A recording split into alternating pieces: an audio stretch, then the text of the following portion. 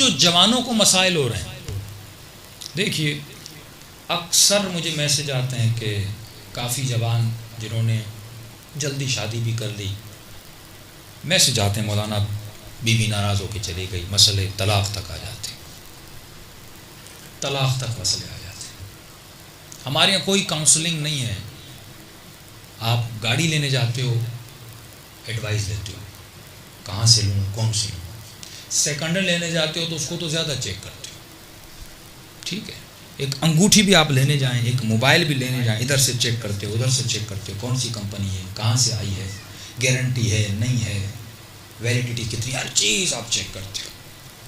لیکن ایک اہم ترین زندگی کا فیصلہ جس سے نسلیں بنیں، جس سے کربلا بنے، جس سے امام کا سپاہی بنے، جس سے ظہور امام میں مدد ملے، وہ ہے اولاد کو پیدا کرنا، وہ ہے شادی کرنا۔ یہ جوان شادی جب کرنے جاتا ہے، بتائیے زندگی میں کبھی بھی آپ شادی کرنے سے پہلے آپ نے کوئی شادی کرنے کا طور و طریقہ، اس کے لیے کوئی ایک بک بھی پڑھی؟ یا جو شادی شدہ بیٹھے ہیں ان سے پوچھ رہا ہوں، 5 گھنٹے بھی سنے کہ مجھے شادی کس سے کرنی ہے، کیسے کرنی ہے، سلیکشن کا معیار کیا ہونا چاہیے، کسی کو نہیں پتا۔ بکری لینے بھی آدمی جاتا ہے تو سوچتا ہے، لیکن جب شادی کرنے جاتا ہے کوئی سوچ نہیں۔ شادی ہو گئی، شادی کرنے کے بعد اب انڈرسٹینڈنگ بلڈ ہوتی ہے، 20 سال تو گھر کے جھگڑوں میں لگ جاتے ہیں، اس خاتون کی انرجی، اس شوہر کی انرجی ضائع ہو جاتی ہے، 30 سال یہ زندگی میں بدبختی دیکھتا ہے، یہ کیسے بچے کی تربیت کرے گا؟ امی اچھا اس میں یہ بھی ایشو نہیں کہ بیوی بری ہے، مجھے ایسے جوان بھی ملے شوہر بھی بہت اچھا، بیوی بھی بہت اچھی، اب میں نے کہا پھر آپ کی بنتی کیوں نہیں؟ اب خاتون نے کہا مولانا اس کی شکل مجھے پسند نہیں۔ اب وہ اس کو کہہ رہا صبر کرو، مولانا 60 سال اس کے ساتھ میں رہ نہیں سکتے۔ اب ماں باپ نے شادی کروا دی، اچھا اخلاق نہیں، مولانا نمازی ہے، اخلاق کا ہے، بڑی خدمت کرتا ہے، بڑا پیار دیتا ہے، شکل پسند نہیں۔ ایسے ہی مرد ملتے ہیں مولانا بیوی کی شکل پسند نہیں۔ اب شادی ہو گئی نا، کیا کرے، طلاق بھی نہیں دے سکتا، اب 60 سال اسی کشمکش میں۔ اچھا اس کا ایشو کیا ہوتا ہے؟ چلو عورت تو ہے بیچاری، پوری زندگی گزارنی پڑے گی، اب مرد کہتا ہے شکل پسند نہیں، وہ ہمیشہ پوری زندگی دوسری کے خواب دیکھتا رہتا ہے، دوسری شاید۔ اب یہ ٹینشن گھر میں اتنی رہتی ہے، کل لائے گا پرسوں لائے گا، خود بھی پریشان ہوتا ہے کروں کہ نہ کروں۔ زندگی راحت کے لیے کیوں خود کو ٹینشن میں ڈالتے ہو؟ چھٹے امام کے فرامین ہیں سلیکشن کے لیے، کہاں شریعت میں لکھا ہے کہ جو چیز پسند نہیں اس کو لے کر آؤ؟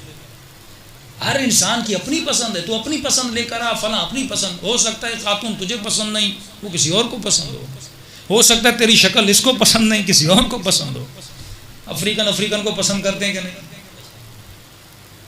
اور آپ کو مال بھی دیا جائے اور وہ افریقن بھی دی جائے، کریں گے؟ ہمارے بہت سارے مولانا افریقہ میں رہتے ہیں، 1-2 نے کیے، لیکن اکثر میں نے کہا کرتے کہ ان کا مولانا کون کرے گا؟ پسند کی بات ہے نا، پسند انسان، اللہ نے وجود میں کچھ چیزیں پسند کی رکھی، کچھ نہیں رکھی، اس کے لیے پوری اہل بیت کی روایات ہیں، احادیث ہیں کہ انسان سلیکشن کیسی ہونی چاہیے۔ اب ماں کو بھی نہیں پتا، باپ کو بھی نہیں پتا، بعض اوقات بچوں کو پریشرائز کیا جاتا ہے، بعض اوقات یہ بچہ والدین کو پریشرائز کرتا ہے۔ پسند کا مطلب یہ نہیں کہ مجھے وہ پسند بھی عاقلانہ پسند ہو، جاہلانہ پسند نہیں کہ تو صرف شکل کا عاشق بن جائے۔ شرائط معصوم کی، شکل بھی دیکھ، سیرت بھی دیکھ، کردار بھی دیکھ، ہر چیزیں دیکھنی ہیں تمہیں۔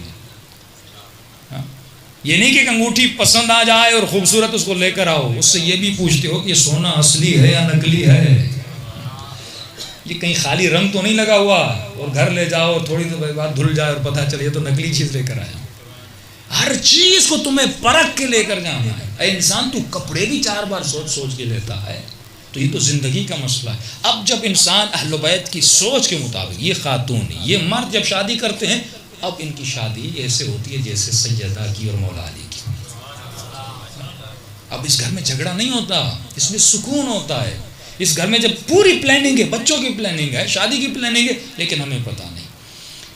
اب توقعات بڑھ گئیں، اس معاشرے نے، اس لگژری معاشرے نے توقعات کو بڑھا دیا۔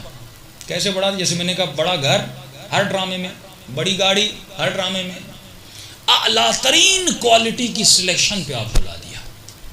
یعنی اب نوجوان اعلیٰ سے اعلیٰ سوچتا ہے کہ مجھے بڑے سے بڑا گھر چاہیے تب جا کے میں سیٹسفائی ہوں گا، مجھے بڑی سی بڑی گاڑی چاہیے تب جا کے سیٹسفائی ہوں گا. آپ اپنے آباء و اجداد سے پوچھیے جب وہ شادیاں کرتے تھے ان کے جھگڑے کیوں نہیں ہوتے تھے؟ کبھی سوچا؟ ایران کا ایک بوڑھا تھا، اس نے مجھے مثال دی. اس نے کہا کہ جب ہم شادی کرتے تھے کہ مولانا ایک تو جوان ہوتے تھے، بس ترستے تھے شادی ہو جائے. پہلی بات تو یہ. دوسری بات کہ ہمیں پتہ ہوتا تھا کہ فلاں خالہ کی بیٹی، فلاں چچا کی بیٹی، کیونکہ محرم نامحرم کا طریقہ بھی تھا. کبھی کبھی کسی شادی میں خالہ کی بیٹی کو دیکھ لیا، چچا کی بیٹی کو دیکھ لیا، اور نارمل حالت میں دیکھتے تھے. پہلے زمانے میں نہ اتنا میک اپ تھا نہ اتنا فیشن تھا. ٹھیک ہے. اور ایران میں رسم ہے کہ کنواری لڑکی جو ہے وہ اپنے ابرو جو ہے وہ سیٹ نہیں کرتی. خواتین کاٹتی ہیں بالوں کو. ایران میں قدیم زمانے میں رسم تھی وہ اپنے بالوں کو بھی، کیونکہ کہا جاتا تھا یہ کنواری ہے. کنواری ہے مطلب اسے وہ سنگھار نہیں کرنا جو سنگھار شوہر کے لیے کیا جاتا ہے. اب زمانہ کیا ہوا؟ اچھا وہ کہہ رہا تھا مولانا اب سمپل حالت میں دیکھتے تھے لڑکی کو، دیکھا رشتہ داری میں سب کچھ. اب شادی ہوتی تھی. شادی کے بعد اس لڑکی کا سنگھار کیا جاتا تھا، اس کو تیار کیا جاتا تھا. اب ظاہر بالوں کی سیٹنگ ہوتی تھی، جو میک اپس ہوتے تھے اس زمانے کے، جو میک اپس تھے، جو بناوٹ تھی، بہترین کپڑے پہنائے جاتے تھے. اب کہتا ہے اس کو ہم نے نارمل حالت میں دیکھا تھا، زندگی میں 4 بار 5 بار یا 10 بار گھر میں نارمل حالت میں جیسے نارمل شکل ہوتی ہے. اب شادی کی پہلی رات جب گھونگھٹ اٹھاتے تھے تو اتنا میک اپ، اتنی بہترین شکل تیار ہو کے اس کو بٹھاتے تھے. اب مولانا جب دیکھتے تھے کہ یہ وہی لڑکی جو اتنی خوبصورت ہو گئی، اور حجاب اتنا تھا کیونکہ محلے میں تو لڑکیوں کو دیکھتے نہیں تھے، گلی میں کوچے میں گیدرنگ تھی نہیں، جاب ساتھ کرتے نہیں تھے، تو اس کے لیے ایک موجود ایسا تھا جو پسندیدہ موجود تھا. اب جب شادی ہوتی تھی پہلی مرتبہ بیوی کو دیکھتے تھے، کہتے تھے کہ اتنی محبت اس خاتون کی دل میں آ جاتی تھی کہ زندگی بھر اگر شوہر مر جاتا تھا اگلے دن بیوی بھی مر جاتی تھی. یہ آپ کو سننے میں آتا تھا، اتنی محبت ہوتی تھی. اب وہ میک اپ جو قدیمی زمانے میں عورت کو کیا جاتا تھا شادی کی رات، آج وہ روز کر کے روڈ پہ گھوم رہی ہیں. وہ میک اپ جو شادی کی رات کا میک اپ تھا، وہ دولہا جو خود کو شادی کی رات سجاتا تھا، آج وہ خاتون ہر روز وہ میک اپ کر کے روڈ پہ نکلتی ہے. تو گویا اس کو ہر روز یہ دلہن کی حالت میں دیکھتا ہے. اب شادی کی رات بھی وہی میک اپ کر کے آئے گی تو اٹریکشن کیا رہے گی؟ سائیکولوجیکلی اس میں کوئی نئی چیز نہیں ہے. تو انہوں نے ہر چیز کو کھول کے رکھ دیا. تو انسان مثال کے طور پہ آپ 40 دن سیب بھی کھائیں گے، کہیں گے مجھے چینج کرنا ہے. ہر انسان نئی چیز کو پسند کرتا ہے، وہ چاہتا ہے چیزیں اپڈیٹ ہو. انہوں نے اتنی ورائٹیز کریٹ کی. یہ خوبصورت سے خوبصورت ایکٹریسز کو ڈراموں میں دیکھتا ہے، فلموں میں دیکھتا ہے، اس کی توقع بڑھ جاتی ہے.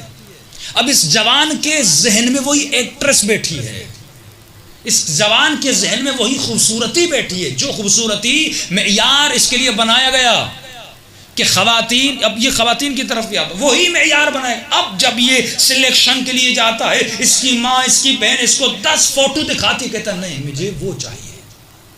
اب ویسی اللہ نے ہزاروں تو نہیں بنائے، کم ہے. اب یہ شادی نہیں کرتا، یہ کہاں جاتا ہے؟ فساد کی طرف جاتا ہے، یہ نامشروط تعلقات کی طرف جاتا ہے کہ میں شادی کر نہیں سک رہا، خود کو سیٹسفائی تو کروں. یہ جوان اپنی زندگی کو تباہ و برباد کر دیتا ہے. دوسری طرف خواتین ہیں، خواتین کو ٹی وی میں ایسا میک اپ کر کے دکھایا جاتا ہے، یہ خاتون کہتی ہے مجھے ایسا بننا ہے، یہ احساس کمتری میں چلی جاتی ہے. یہ کہتی ہے میں خوبصورت نہیں، پھر یہ جاتی ہے کبھی ناک کٹوا کے آتی ہیں، مجھے اپنا ناک فلاں ایکٹر جیسا بنانا ہے، کبھی ہونٹوں میں سوئیاں لگا کے آتی ہیں.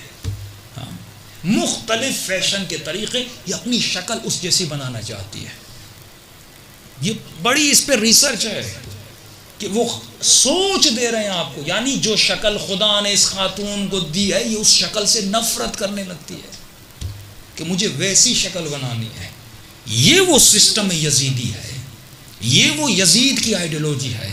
70 سال ممبر سے مولا کو برا بلا کہا گیا، اس کا رزلٹ تھا کربلا. مت سوچی کربلا ایسے بنی، اتنی نفرت کہ پتہ چلا یہ علی کی بیٹیاں ہیں، پتھر مار رہے ہیں.